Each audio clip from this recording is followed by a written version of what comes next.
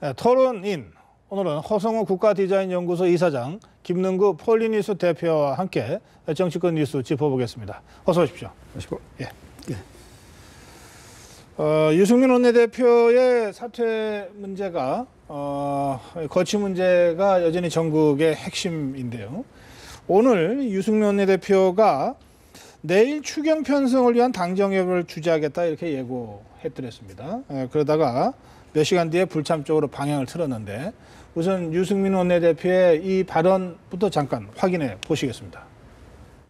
내일 추경 관련 당정을 열어서 정부가 제출한 추경 예산안을 면밀하게 검토한 후에 국회가 추경을 최대한 신속하게 처리할 수 있도록 야당의 협조를 구하겠습니다. 네, 뭐 추경이 워낙 긴급한 사안이기 때문에 어쨌든 원내대표가 공석이 아니니까 저렇게 추진하는 것은 뭐 당연하다 이렇게 볼 수도 있지만 뭔가 유임쪽을 기정사실화하기 위한 이런 일종의 정치적 행보다 이런 해석도 있고 그런가 하면 어쨌든 결과적으로 불참을 했으니까 이건 이제 마음 정했나 뭐 이렇게도 해석할 수 있는데 두 분은 어떻게 보시는지요? 예. 일단 제가 볼 때는 유승민 원내대표는 일단은 물러날 시점을 정해놓고 네. 그러나 그 시점까지는 본인의 임무와 충실하겠다는 거죠. 그래서 아마 출구 전략을 본인이 스스로 찾지 않나. 그래서 어떤 명분을 갖추고 네. 또 어떻게 보면은 그 친박이나 청와대에서도 일정 부분 상당 부분 명분을 축적해주고 모양을 갖춰주는 상태에서 물러나는 방식을 택하지 않겠나. 그것이 아마 그 친박과 또 청와대에서 물밑에서 여러 가지 일어난 일들이 있지 않겠나. 그렇다고 대통령께서 무조건 망원에로 물러나게 한다는 것은 어떻게 보면은 민주주의 절차상 민주주의에서 상당히 위배된다고 판단되기 때문에 아무리 대통령께서도 강한 발언을 했었다 하더라도 그 결과를 도출하는 과정에서는 역시 필요한 민주주의 절차가 필요하다 이렇게 네. 판단되기 때문에 제가 볼 때는 그것을 일정 부분 유승민 원내대표도 받아들이면서 청와대도 뭔가 일단 좀 모양을 갖추면서 어느 정도 명분을 주면서 또 자연스럽게 물러날 수 있는 어떤 퇴로를 열어주지 않나 그런 측면에서 볼 때는 그런 그 정책 의장이 주도하는 그 추경 편성이지만은 그래도 네. 유승민 원내대표가 참여한다 하지만은 그래도 반대도 하고 이렇게 하면서 뭔가 좀 밀고 당기면서 일정 부분 시간을 좀 주지 않나 이런 느낌입니다. 자진 사퇴를 염두에 둔 출구 전략으로 본다 이런 말씀이시죠? 네, 예, 김능구 대표. 예, 박근혜 대통령의 그 국무회의 발언으로 네. 이 집권 여당의 그 원내대표를 배신의 정치로 꼭 집어서 규정을 했죠. 그래서 국민이 심판해달라. 아마 초강경 발언이셨던 것 같고 네. 지난 주말에 아마 이 정부 들어서서 정부 여당 청와대와 그 새누리당이 가장 긴박하게 움직였던 이 주말이 아니었던가 싶습니다. 이 가운데에서 아마 처음에는 그 의원총회를 통해서 이 유승민 원내대표의 어떤 이 거취 문제에 있어 가지고 의원들은 오히려 그 유임을 갖다가 네. 지지하는 한 40분 정도가 발언을 했는데 네. 한 4번 외에는 거의 다 유임을 갖다가 지지하는 모양으로 나타났죠. 그랬어. 예, 그래서 이제 굉장히 그 청와대가 거기에 대해서 반발하게 되고 그러면서 이것이 당의 파국 뭐 말하자면 최고위원들이 사퇴해서 전당대 아니 더 나아가서 대통령의 탈당까지도 그런 데는 이 정도 되니까 제가 볼 때는 김무성 당대표도 저는 유승민 원내대표가 아니라 김무성 당대표가 더 이상 버텨낼 수가 없었다. 어허. 이렇게 봅니다. 그래서 그러면 지금 김무성 대표가 유승민 원내대표의 자진 사퇴를 종용하고 있다고 보십니까? 그렇죠. 그래서 최고위원회 결론은 안 났지만 어제 예. 사실상 결론이 난 거죠. 최고위원회 다수가 네. 예를 들면은 사퇴 쪽으로 네. 하되 거기에서 예를 들면은 그 동료인 유승민 원내대표의 모양새에 있는 퇴진을 김무성 당대표가 네. 마련해 주는 것으로서 결론이 났다고 봅니다. 그래요? 그래서 거기에 따른 지금 수순을 밟고 있다. 만약에 그렇게 보신다면 이 재선 의원 20명이 사퇴 불가를 내용으로 하는 성명을 발표하지 않았습니까? 네. 그건 어떻게 봐야 됩니까? 또 그런가 하면 14명의 부대표단도 성명 발표를 했거든요. 유승민 원내대표가 유임돼야 된다, 계속 활동해야 된다고 말이죠. 제가 몇 분하고는 예. 통화도 했었는데, 그 성명을 예, 한 예. 그 의원들하고. 예. 정두원 의원 같은 경우는 이번에 그 유승민 원내대표 사퇴하면은 총선에 새누리당이 진다. 이런 발언까지 했어요. 네. 그런데 지금 여기에서 지금 20분이라든지 재선 의원들, 그리고 원내 부대표단은 이 유승민 원내대표와 상당히 노선이라든지 입장을 네. 같이 하면서 움직여왔던 분들입니다. 아하. 근데 그분들이 침묵으로만 일관한다면은 완전히 자기들도 바보가 되는 거죠. 그렇기 때문에 뭐라도 이야기했어야 됐다. 네. 그래서 저는 그것이 청와대에 꼭 맞서라기보다는 자기 존재의 어떤 이 최소한의 액션이다. 최소한 액션이었다 이래 봅니다. 아, 그래요. 어떻게 보세요? 아까 이제 먼저 한 가지 좀 말씀드리고 싶은요. 최고위원회에서 유승민 원내대표의 사퇴를 거의 다 뭐 결정 내렸다 하는 사실상의 결정이다라고 말씀하셨는데 네. 그 부분은 조금 제가 볼 때는 잘못됐다고 생각해요. 최고위원회에서 만약 유승민 원내대표를 사퇴시키는 결론을 내리면 당이 정말로 이 걷잡을 수 있는 파워로 갈 수밖에 없습니다. 왜냐하면 최고위원회는 이 선출직 원내대표를 해임시킬 권한이 없습니다. 만약에 그 한다면은 그거는 의총에서 할 사항이지 그래서 최고위원회에서 되지 않습니다. 그래서 김영근 대표도 네. 이제 사실상의 네. 정치적 의미에서 이게 사태로 결론이 그렇죠. 났다라고 났다고 표현한 판단, 거예요. 예. 법률적인 뭐 이런 의미가 그렇죠. 아니고. 예. 근데 그렇기 때문에 네. 그 부분에 대해서 아마 유승민 대표도 굉장히 불쾌했는 걸로 알고 있습니다. 아, 그래요? 예, 제가 그 말씀을 드리고 싶어요. 유승민 원내대표도 최고위원회에서 본인들이 결정할 사항이라고 판단 안 했기 때문에 최고위원회에서는 그냥 의견만 청취하고 네. 최고위원회 뜻이 어디 있는지를 그 최고위원회 뜻은 또 그 바로 청와대의 뜻이고 청와대 뜻은 대통령 뜻이니까 그 뜻이 어디 있는지까지는 충분히 파악하고 나머지 부분은 본인은 아마 의총에서 자연스럽게 하지 않겠나. 저는 그걸 좀 만약에 말씀드리고 그래서 싶고. 내가 경청하겠다. 그렇죠. 내가 고민하겠다. 그렇게 나왔다는 거죠. 그리고 예. 지금 오늘 이제 그 유승민 원내대표 물러나는 것을 반대하는 서명 운동이 있었지 않습니까? 성명도 발표하고. 네. 그 사람들의 공통점을 보면 두 가지가 있습니다. 하나는 뭐냐면 자기 원내대표에 대해서 굉장히 좀 퀘스천 마크를 가질 수밖에 없다는 거죠. 또 하나는 뭐냐면은 그분들은 비영란권 출신들입니다. 거의 대부분 다. 예. 근데 이제 차기 원내대표와 관련해서는 만약에 유승민 원내대표가 저렇게 자진 사퇴해서 물러나게 되면은 다음에 그 원내대표를 만드는데 굉장히 어렵다는 거죠. 왜냐하면 과연 친박, 비박에서 원내대표가 나올 수 있겠나 하는 부분이고 또 과연 앞으로 이 대여 투쟁 관계에 있어서 유승민 원내대표를 만한 사람이 있을 수 있겠나 하는 부분들이거든요.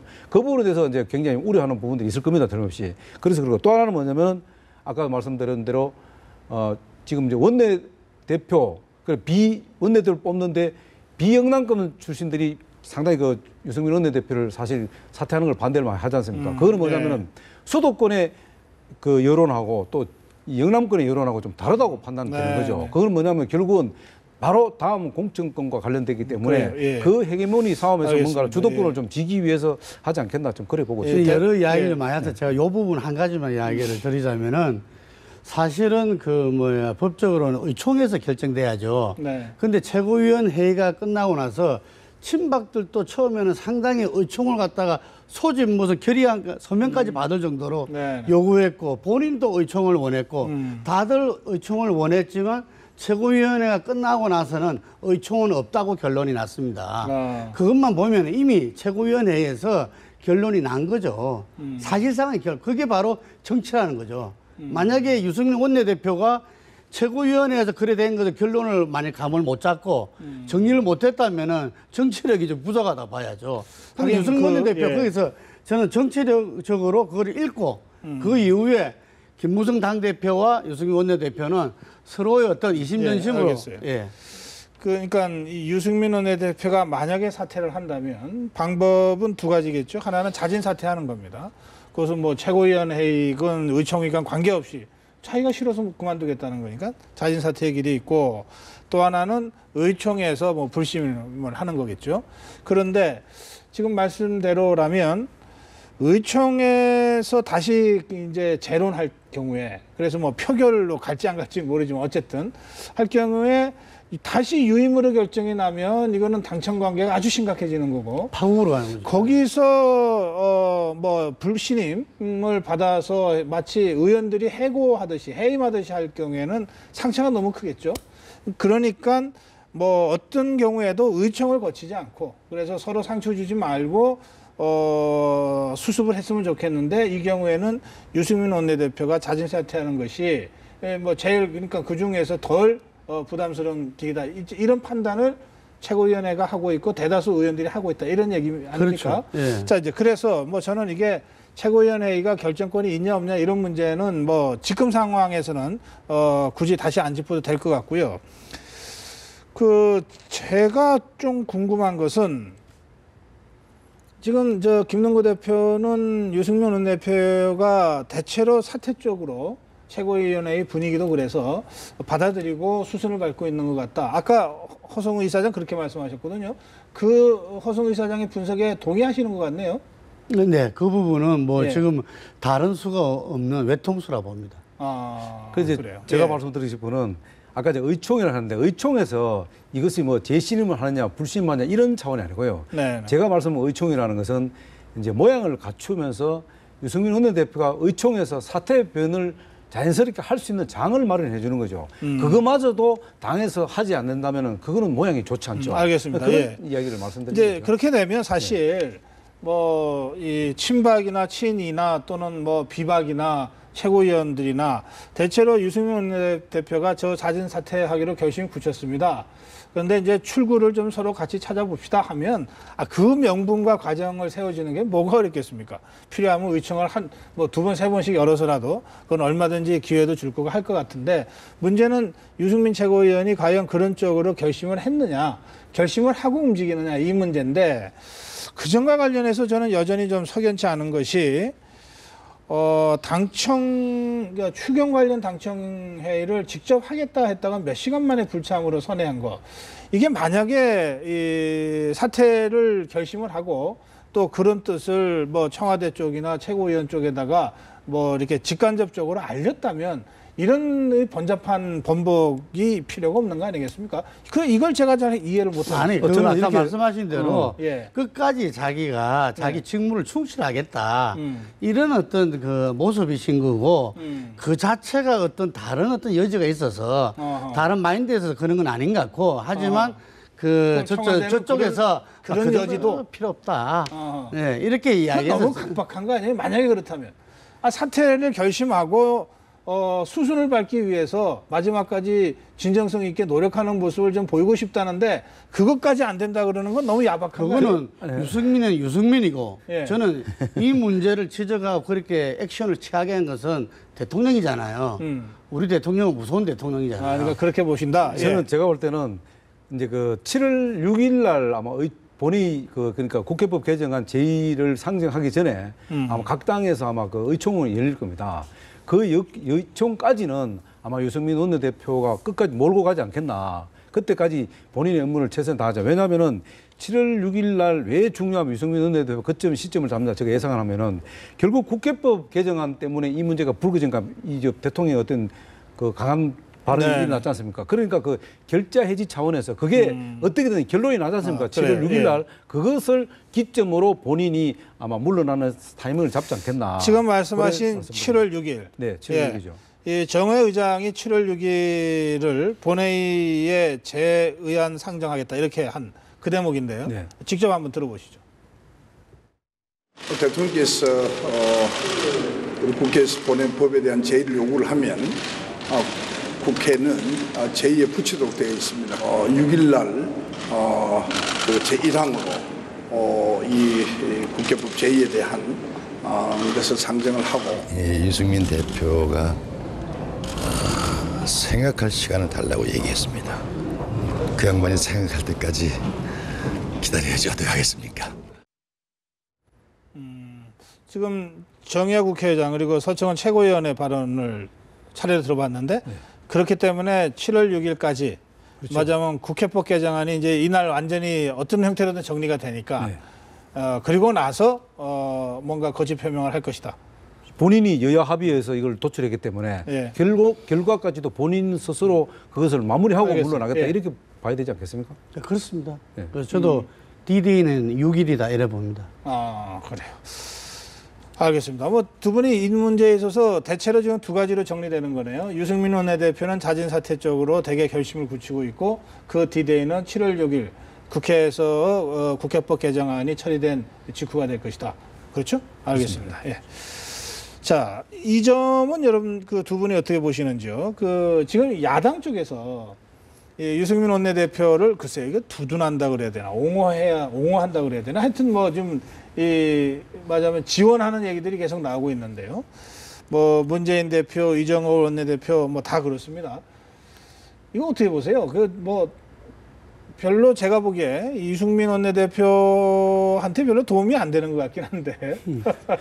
근데 이제 예, 말씀하세요. 이번 일이 이제 벌어지기 예상됐을 때도 네. 실제 이런 게 벌어지면은 네. 아마 새정치연합이 가장 득보는 거 아니냐 이런 이야기가 많았는데 사실은 그 이후에 전개되는 데 있어가지고 네. 새정치연합이 뭐 크게 저는 이 득봤다는 생각이 안 드는데 왜냐하면 그래요? 예. 자기들 스스로가 지금 당대표와 그 원내대표 간의 갈등이 지금 심화되고 있습니다. 네. 그러니까 그걸 국민들이 다 알고 있는데 그런 부분을 이쪽에서 지금 대통령과 원내대표, 여당 원내대표의 어떤 문제가 생겼다 해서 그걸 계속 즐기만 있을 수는 없다가는 역공을 받을 수도 있기 때문에 네. 막 겨우 하는 말 정도였다 이래 봅니다. 저는 이제 반대로 예. 그래도 이번에 지금 박근혜 대통령 그 국무회의 발언으로 해서 가장 그래도 과실을 많이 따먹은 데가 바로 야당이다. 왜냐하면 이제 야당은 기본적으로 지금 비상사태인데 그 탈출구를 마련할 수 있는 시간을 벌어줬습니다. 한 일주일 동안. 네. 왜냐하면 지금 야당 같은 경우는 지금 최세성 그 사무총장 지금 그 임명 때문에 지금 이종걸 원내대표하고 지금 극한 대립을 달리고 있지 않습니까? 그런 상태에서 어쨌든 지금 이종걸 원내대표도 당무 거부를 하고 지금 최고위원회 참석 안 하겠다 했는데 어쨌든 지금은 이제 당무에 지금 참여하겠다고 지금 일단 마음을 바꿨지 않습니까? 네. 그런 상황들이 어쨌든 지금 대통령 어떤 그 강도 높은 발언 이 발언이 사실 정치권 전체를 강타함으로 해서 그 사이에 야당이 전열을 좀 정비할 수 있는 시간을 벌였기 때문에 오히려 가장 그래도 과실을 따먹은 곳은 야당이다. 저는 어떻게 그래 보는 거죠. 예. 글쎄요, 이 과실이 얼마나 오래갈 단 과실인지는 잘 모르겠습니다. 그렇죠. 예. 그런데 그 사이에 이제 이 입장이 바뀐 게 두 가지예요. 하나는 이종걸 원내대표가 당무 거부하겠다, 최고위원회에 불참하겠다고 했다가 어쨌든 이제 참석하기로 된 거. 그 다음에 새정치연합이 메르스 관련을 제외하고는 국회 일정 보이콧하겠다고 했다가 어쨌든 다시 국회 일정을 소화하겠다고 한 거. 이 두 가지를 어쨌든 입장 변화가 있었습니다. 그리고 그 사이에 최재선 사무총장 임명을 둘러싼 이 논란이 어쨌든 물밑으로 조금 들어가는 그런 효과가 있었고 그 점을 이제 지적하셨는데 이 박지원 의원의 얘기가 재밌네요. 정리됐다고 볼 수 없다. 잠복기가 무서운 것이다. 그렇죠. 지금 제가 볼 때는 그 어떤 면에서는 야당이 지금 하고 있는 혁신, 네. 혁신이 성공하려면 최대의 혁신은 분당이다. 이런 이야기가 있을 정도입니다. 왜냐하면은 그저 김용우 대표 생각이 아니고요. 그 뿌리가 굉장히 깊다는 예, 거죠. 이게. 예. 그래서 지금 이제 뭐 어떤 저런 걸로 봉합하고 이 치유될 수 있는 문제가 아니다. 지금 새누리당 같은 경우는 이런 비유들을 많이 합니다. 지도부가 분열이 되더라도 지지자들은 하나다. 그렇기 때문에 예. 그 상층은 곧 하나가 될 수밖에 없다. 그래요. 예. 그런데 야당은 새정치연합 같은 경우는 이 상층 지도부가 분열이 됐을 때 이 지지층도 나눠진다는 거죠. 예. 그렇기 때문에 이것은 각각이 자기 세력화 나갈 가능성이 매우 크다. 거기다가 이번에 같은 경우는 호남의 민심이 흔들려 버린 거기 때문에 호남 민심 따라 신당이 만약 출연한다면은 그 신당이 오히려 더 파워풀할 수 있다. 이런 문제 때문에 지금 친노와 비노 간에 있어가지고는 지금 눈에 보이지 않는 어찌 말하면 한 5, 6개월을 내다보고 난 그런 그 과정들이 진행되고 있다는 이런 박지원 의원의 말로 보고 있습니다. 그래. 상당히 이 음미할 만한 말씀을 하셨는데 새누리당은 상층이 분열돼도 지지층은 분열되지 않는다. 그러니까 사실 그러니까 지금 청와대와 당이 막 이렇게 갈등을 불일으키는 것 같아도 대통령 거부권 행사하는 과정에서 지지율이 오히려 올라가고. 그렇죠. 예. 예. 보수층의 결집 현상이 보이고 그런가 하면은 유승민 대표에 대한 지지율도 올라가고 예, 참 그래요. 예, 그런데 야당 새정치연합이나 야권은 그 상층도 분열되고 하층의 지지층들도 좀 성격이 다르다. 예, 근데 호남 유권자들과 뭐 친노 유권자들이라고 그래야 될까요? 예, 상층이 분열 밑에 분열돼 버려요. 그럼에도 불구하고 저는 지금 대안이 없다고 봅니다. 야권이요? 야권은 왜냐하면은 지금 박지원 의원이 이야기하는 것은 사실 저도 이제 박지원 의원이 왜 저렇게 사사건건 그 야당에 대해서 저렇게 비판적 목소리를 내느냐. 정말로 건전한 야당을 위해서 비판하는 건지 이렇게 도대체 왜 저런 비판하나 싶어서 조금 이렇게 탐문을 해보니까 박지원 그 의원 같은 경우는 오로지 지금 그 공천에 매달려 있다고 그래 저는 알고 있습니다. 왜냐하면은 자기 공천, 그렇죠. 목포 자체가 호남에서 두 번째로 지금 없어지는 그 지역구 조정 때문에 없어지는 그런 것 때문에 실제로 그런 목소리를 많이 낸다는 얘기를 하고 있기 때문에 사실은 어떻게 보면 야당 내부에서도 박지원 의원이 이야기하는 걸 그렇게 귀담아 듣는 사람이 별로 없더라고요. 그 본인만 이렇게 뭐 언론에서 이렇게 열심히 얘기하시는데 사실 어떻게 보면 그런 것들이 과연 정말로 건전한 야당 발전을 위해서 어떤 변화를 위해서 해초를 드는 건지 아니면 본인의 어떤 이익을 위해서 해초를 드는 건지 그래서 구별 안 가더라고요. 또 하나는 뭐냐면은 잠깐만요. 네. 박지원 의원이 이 호남 지역이나 야권에서 그렇게 그 지지세가 강하지 않다. 이제 그런 말씀이시잖아요. 그렇죠. 예? 언론에서는 주로 이렇게 자꾸 소개돼. 어떠십니까 실제로? 말하자면은 호남을 대표하는 정치인이 누구냐 이렇게 여론조사를 해보면은 금방 말씀대로 박지원 대표가 뭐 부동 1위라든지 이래 나오진 않습니다. 하지만 호남에서는 그 김대중 대통령을 끝까지 모신 비서실장으로서 어떤 박지원 의원의 위상은 분명히 있고요. 그리고 정보력이 가장 뛰어납니다. 그래서 각 정치 세력이 어떤 움직임을 가지고 어떤 목표를 가지고 움직이나 이런 부분에서는 아주 정확한 촉과 정보력을 갖고 있죠. 그렇기 때문에 박지원 대표 본인이 어떤 만약에 신당에 출연한다더라도 그것의 중심이고 뭐 주도 세력이라고는 생각하지 않죠. 다들. 하지만 분명히 이런 움직임이 있다. 이런 방향으로 흘러갈 것이다. 알겠어요. 그런 부분에 대해서는 사람들이 상당히 신빙성을 둔다는 이야기죠. 이제 뭐 물론 뭐 그럴 수도 있겠죠. 왜냐하면은 뭐 어쨌든 김대중 전 대통령의 뭐 가신이면서 하여튼 뭐 최측근이면서 그리고 정치적으로 뭐 누구보다도 하여튼 촉각을 갖고 있는 사람 중에 한 사람이 틀림없죠. 그러나 그보다 더 중요한 것은 국회의원은 결국 공천입니다. 다음에 본인이 공천을 받을 수 있느냐 하는 것은 당의 몫입니다. 본인의 몫이 아닙니다. 당에서 어떻게 결정하느냐에 따라서 본인 정치 생명이 끝나느냐 안 나느냐 그러면 그게 달려 있습니다. 친노가 박지원 의원한테도 공천을 안 줄까요? 왜냐하면은 지금 명분이 별로 없습니다. 지역구도 지금 조정이 되죠. 목표가. 또 하나는 뭐냐면 박지원 의원이 생각보다 굉장히 나이가 많습니다. 그러니까 4선 이상 그 조국 교수가 4선 이상은 물갈이 해야 된다는 거기에 해당이 될 가능성이 높죠. 거기다가 또 지금 신당 이야기를 하는데 신당은 지금 어떻게 보면 실체가 없이 움직이는 지금 소리만 하는 신당들입니다. 왜냐하면 지금 만약에 신당을 만들게 되면은 어떤 현상이냐면은 과거에 2000년대 민국당 짝이 나올 수 있습니다. 기억하셨습니까? 민국당 그래도 그 당시 민국당은 김윤환, 허준하는 그 의원이 월출한 분이 있어서 그나마 그래도 한석밖에 못 끊지 않습니까? 근데 그런 부분들도 자꾸 그 준비 안 된 상태에서 자꾸 신당 얘기하는 것 자체가 사실 야당 자체가 지금 알겠습니다. 이 분열하고 있다는 뜻으로 봐도 되지만 거꾸로 이야기하면은 대안이 없다는 겁니다. 지금 천정배 의원 쪽에서도 신당 움직임이 계속 나오고 있고 어제는 새정치연합의 4명의 원로 정치인 정대철, 이용희, 김상현, 김봉호 이 4사람이 모여서 뭐 신당 얘기를 또 했다 그럽니다. 그런데 지금 신당 가능성 별로 없다. 이 호승 이사장의 분석인데 어떻게 보세요? 그 민국당을 예를 들었는데 전혀 적당치 않는 예고요. 민국당은 여당 보수 세력에서 제가 아까 말씀드렸잖아요. 그 지지자들은 절대 흩어지지 않습니다. 그러니까 자기 지지 세력을 하나도 갖지 못한 상태에서 출발을 했던 거고 그런 것이고 지금 이번에 그 신당이 호남발 신당이 저는 수도권과 합해서 전국적인 신당으로 나아갈 가능성이 크다 이렇게 봅니다. 근데 그 중에서 하나 보면 이번에 천정배 그 무소속이 의원이 그 강주에서 당선이 됐는데 이게 사실은 뭐 염동영 그 전 의원이라든지 그리고 동교 많은 분들이 새정치연합 아닌 분들이 거의 다 도왔어요. 이것은 무슨 아니, 말이냐면은 건노갑 고문은 그거 떨어뜨리겠다고 그랬는데. 호남발 그게 건노갑 그 고문이 자기가 그 잘못했다 그러잖아요. 그 끝난 다음에 예. 그래서 호남발 신당이 됐을 때 이런 그 나이 드시고 연로하시고 이 구정치 이미지가 많은 분들은 뒤에서 아마 도와주실 겁니다. 그래서 제가 볼 때는 호남 민심이 요구하는 정말 새로운 개혁적인 전국 신당을 요구하는 움직임 이분들이 앞장서고 알겠어요. 예. 저는 다른 건데요. 잠깐만요. 예. 그 뭐 민국당하고 뭐 그 다르다고 하는 점은 한번 검토해 볼 만하고요.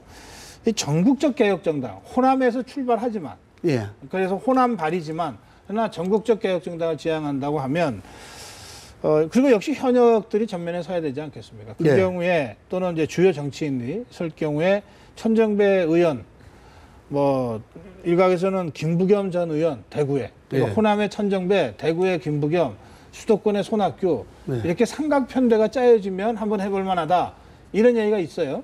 저는 가능성이 굉장히 높다고 봅니다. 아 그래요? 예, 왜냐하면은 그 밑에 기본적인 지지세가 우리가 보통 총선이나 이런 거 할 때 수도권 선거에서는 다들 양쪽 당이 30% 플러스 알파라고 그렇죠. 예. 이야기합니다. 그럼 야당의 30%는 어디냐 하면은 호남 세력입니다. 그랬을 때 지금 호남 민심이 새로운 신당에 지금 간다는 여론조사가 쭉쭉 발표되고 있어요. 네. 예, 지난번에도 그 서구 보궐선거 때도 새정치가 거의 20몇 프로를 못 알겠습니다. 넘었어요. 예. 천정배, 김부겸, 손학규 삼각편대 가능성이 있다. 예. 그리고 승산도 있다. 이렇게 보셨고. 예. 아까 잠깐 웃으셨는데. 예, 저는 예. 뭐 그거는 소설 같은 얘기라고 봅니다. 다른 건데. 왜냐하면 손학규, 김부겸, 천정배는 한 배를 탈 수 없는 구조적으로 되어 있습니다. 그리고 전국 정당이라고 말씀하셨는데 전국 정당이 야당이 되려면 수도권에서 협조를 해줘야 됩니다. 수도권은 누가 장악하고 있습니까? 친노들이 다 장악하고 있습니다. 절대 그렇지 않습니다. 들어보죠. 아니, 제가 그 선거를 한 25년 예, 전에 그리고 왔는데 시간이 다 잠깐만. 됐는데 시간이 다 됐는데 잠깐만 저 이야기해 드릴게요. 그리고 아니 우선 허성호 이사장 짧게 마무리하시고 네네네. 마지막 기회 드릴게요. 손학규, 김부겸, 천정배 이 구도가 살아나려면 첫째 김부겸 전 의원이 대구에서 살아와야 예, 됩니다. 좀 짧게 말씀하시죠. 그래서 시간이 다 지났어요. 이 예. 삼각편대가 구조적으로 되려면은 제가 볼 때는 이 생리학적으로 안 맞습니다. 세 사람이. 아, 그래서 그렇기 안 때문에 된다. 이 구조적으로 세 사람이 화학적으로 안 예, 세 됩니다. 사람이 예. 같이 하기에는 너무 다르다 이런 예. 말씀이시고. 예. 자 김부겸, 손학규는 의원은 쭉 정치 인생을 같이 해왔던 분들이고, 아, 그러네요. 그리고 예. 지금 김부겸 그 전 의원이 다음 주 초에 강주에서 특강을 합니다. 강주를 자주 왔다 갔다 하고 있어요. 아, 예. 그리고 그 천정배 의원도 이렇게 그 마지막 어떤 당 생활을 할 때 손학규 대표랑 상당히 여러 부분에서 예. 의견들을 합친 바 있어. 저는 충분히 그 두 분들 세 분의 관계에서가 아니라 알겠습니다. 이거는 민심이 원하는 방향이라는 이야기죠. 알겠습니다. 이 두 분의 의견 차이를 확인하고 마무리합니다. 고맙습니다. 예.